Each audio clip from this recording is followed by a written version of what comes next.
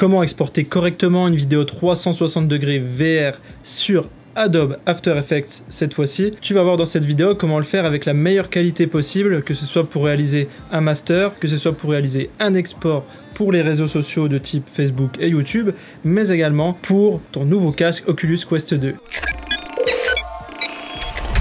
Si tu trouves que Premiere Pro a été trop limité et que tu es passé sur After Effects cette fois-ci, tu as tout à fait raison. Cette vidéo est faite pour toi.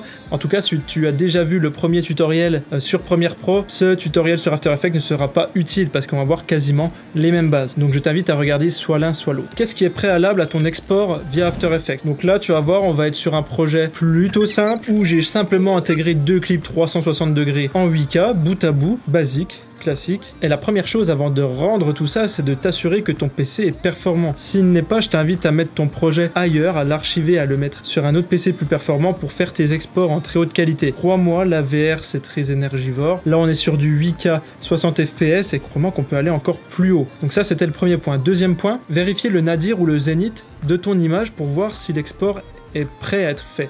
Donc je vais t'expliquer ça. Le nadir, tout simplement, c'est le bas de ton image et le zénith au-dessus. Sur le logiciel, tu vois qu'on est en format équirectangulaire. J'ai un plan ici au-dessus d'une magnifique tour et j'ai un plan ici à Paris que j'ai pris avec la même caméra. Donc tout simplement, pour vérifier ce point-là, je t'invite à cliquer tout de suite sur ajouter un montage 3D. Tu sélectionnes bien ton montage en question, tu laisses ça d'origine et tu peux cliquer utiliser un module externe, on le verra sur d'autres tutoriels. Mais là ça va te permettre d'ouvrir un peu une fenêtre de VR qui va te permettre de regarder un petit peu partout autour de toi, voir s'il y a des soucis. Donc tu vois, on est bien dans l'image, je t'invite à sélectionner l'outil Orbit qui va te permettre de pivoter comme ceci.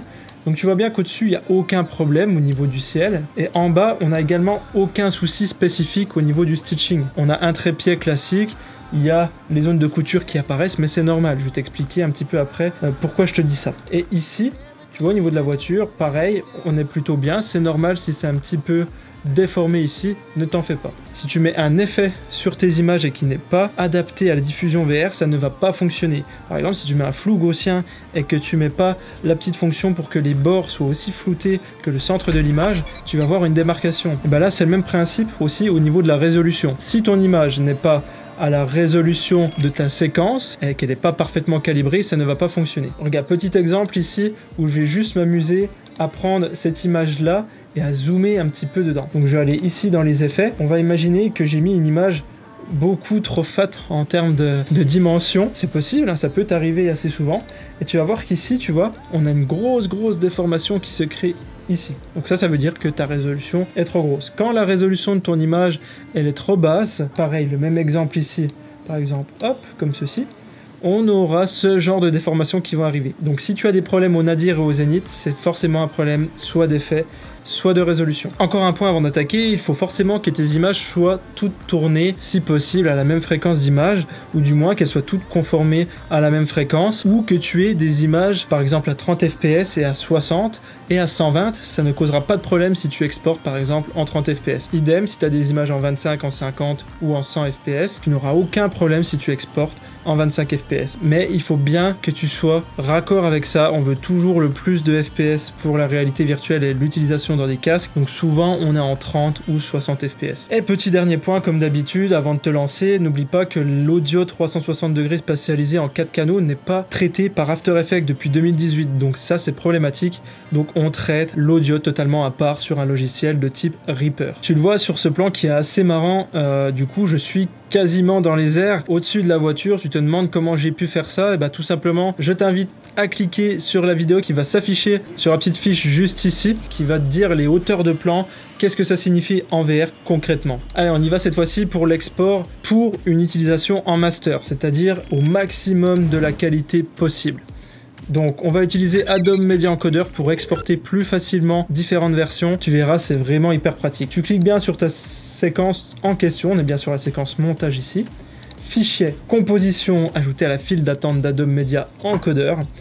On va laisser charger, c'est toujours un petit peu long. Voilà, on a notre montage qui s'affiche ici. On clique bien sur le petit bouton bleu ici qui va te permettre d'ouvrir la fenêtre. Alors, pour le master, comment ça se passe? Pour un master propre et efficace, je te conseille d'être quand même en H264 parce que tu auras une fonction automatique de match source adaptive high bitrate qui, tu le verras, te permettra d'être au maximum de qualité au niveau du bitrate. On exporte bien l'audio et la vidéo et on va voir ici, bien cliquer correspondre à la source, tu seras bien en 8K, ça va garder tes images par seconde. Il t'aura juste à cliquer sur rendre à la profondeur maximum. Ici tu descends encore un petit peu et là on passe bien en VBR de passage pour que tu n'aies aucun problème de débit d'image à n'importe quel moment de ta vidéo. Le logiciel va passer 2 fois tout simplement et on laisse au maximum du débit cible, que ce soit le débit cible ou le débit maximum. Donc 480 parce que je suis en 8K 60 fps pour cette vidéo bien précise. Donc là tu auras le maximum de qualité et tu coches bien la vidéo FVR pour injecter quand même les metadata, on ne sait jamais. Tu cliques sur utiliser la qualité de rendu maximum et tu fais ton rendu. Tu vois on arrive à un fichier de 3,6 Go déjà rien que pour cet export. Donc ce master va te servir vraiment dans le cas où vraiment la technologie évolue et qu'il te sort des casques qui sont hyper puissants et qu'à l'heure actuelle les casques que tu possèdes ne le sont pas assez. Tu vas pouvoir te resservir du master dans 2 ans, refaire un export compressé pour ton casque et avoir un maximum de qualité. C'est un exemple parmi tant d'autres. Encore une fois, le sponsor de cette vidéo c'est simple, c'est Immersive Ambition, l'organisme de formation certifié Calliope, le seul en France d'ailleurs qui est dédié totalement à la création de contenu VR. Je te laisse checker juste après cette vidéo dans la description pour voir ce qu'il en est si ça t'intéresse. C'est 100% finançable, je le répète, mais ce qui est très important, c'est qu'on suit nos élèves sur le long terme. C'est-à-dire que suite à la formation qui dure 35 heures en présentiel, tu es accompagné pendant 1 an par mail ou par chat. Donc ça, c'est vraiment cool. Check rapidement dans la description. On part sur le chapitre 3 maintenant pour l'export pour les réseaux sociaux. Donc même principe, composition, ajouter à la file d'attente d'Adobe Media Encoder. Encore une fois, je te montrerai juste après une petite astuce miracle pour éviter de faire plein d'allers-retours comme ceci. Donc voilà, le montage sera ajouté juste ici. On fait le même principe, on clique correspondance à la source ici, qui va te permettre de choisir soit une préconfiguration, soit de le faire manuellement. Donc, pour Facebook, on est limité, bien évidemment, en 4K. Pour YouTube, on est limité en 8K. Donc ça, c'est au niveau de la résolution. C'est assez simple. On va laisser en H265, ici HEVC. Et pour l'instant, tu laisses correspondance à la source. Ça ne change rien, il n'y a aucun problème. Donc là, on est bien en 8K. Donc là, ce serait pour un export type YouTube. Pour Facebook, je passerai tout simplement ici en 4K et j'oublierai pas de cocher ici pour que ça garde le ratio 2:1. Ok, donc là c'est ta résolution, ça n'a pas le plus impactant. Tu peux laisser du coup la fréquence d'image à son maximum. On clique rendu à la profondeur maximum encore une fois. Et c'est ici que tu vois, ça a vraiment changé par rapport à tout à l'heure, par rapport au master. Je te conseille forcément de te mettre en CBR en constant bitrate parce que tu auras forcément une meilleure qualité en constant bitrate. On va le mettre au bitrate le plus haut et dans tous les cas, ça va pas pouvoir varier au-dessus de cette limite-là, donc mets-toi en constant bitrate. Parce que le variable bitrate, on n'a pas du 2 passages pour cette fois-ci, donc je te conseille vraiment le CBR. Au niveau de la qualité, tu mets la plus élevée, c'est très important. Et le débit cible ici, tu peux te mettre à 60. En général, ça suffit amplement pour une diffusion sur YouTube, sinon ça va mettre énormément de temps à s'uploader. J'entends par là que quand je fais des vidéos 8K pour mes clients et que j'upload sur YouTube et que j'ai boosté vraiment à 120 mégabits par seconde par exemple, ça va jusqu'à 15 jours de traitement du côté de YouTube. Donc je te laisse imaginer. Donc voilà, entre 60 et 100 pour de la diffusion sur les réseaux,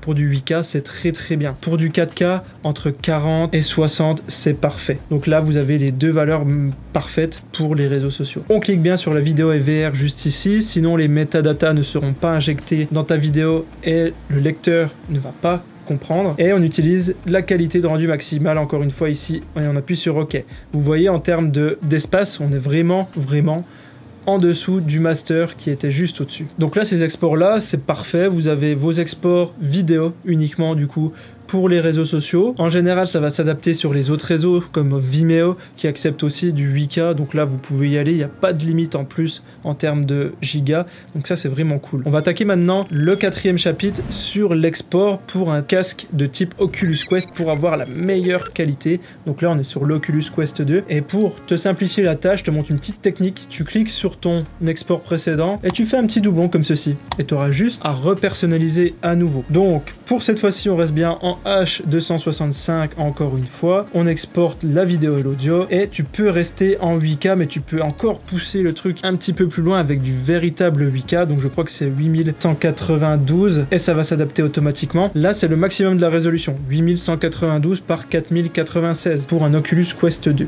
Maximum des images par seconde pour un Oculus Quest 2, on est bien sur 60. On coche rendre à la profondeur maximum, on descend, et ici on a le même principe, on se met bien en CBR, encore une fois. Pourquoi? Parce que cette fois-ci on n'a encore pas de variable bitrate à 2 passes, donc on privilégie le CBR avec la qualité la plus élevée et 100 mégabits par seconde. C'est ce qui est vraiment à privilégier pour un Oculus Quest 2. On met bien la vidéo est en VR et utiliser la qualité de rendu maximale juste ici.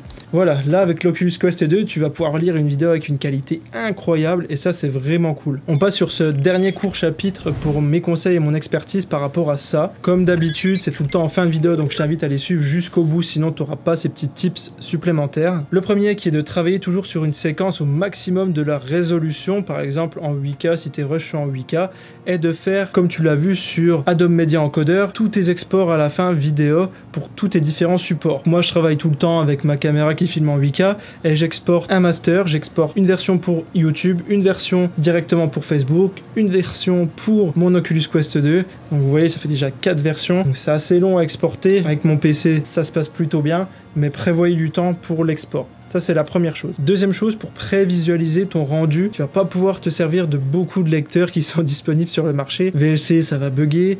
GoPro VR Player, tu seras beaucoup trop haut en termes de qualité. Et Windows Movie Maker, quand tu vas l'ouvrir, tu vas voir qu'il y a un problème au Nadir et au Zenith parce qu'il ne prend pas toutes les sortes de 8K, par exemple. Franchement, va sur Premiere Pro directement. Tu prends ton export, tu le glisses sur Premiere et tu vérifies avec ton option VR, tu sais, classique, pour pouvoir voir le Nadir et le Zenith pour voir ce que ça donne. Et dernière chose, je te conseille encore une fois de passer directement sur After quand tu fais des montages très pointus avec du tracking d'objets, du tracking de scène où tu vas rajouter des objets en 2D ou en 3D. C'est primordial, tu pourras pas le faire sur Premiere. Et surtout, je t'invite à exporter ta vidéo sur After Effects et d'exporter un audio bien plus travaillé sur Reaper, en spatialisé en 3e ordre ambisonique par exemple, et d'ensuite de rassembler les deux dans un logiciel qui s'appelle Facebook 360 Encoder. Tu auras ta vidéo magnifique avec un son magnifique à diffuser dans tes différents supports. Ok, tu connais bien maintenant la chaîne, tu peux cliquer juste ici tout en haut pour voir une vidéo vraiment incroyable, pour t'améliorer encore et encore dans la production de vidéos VR,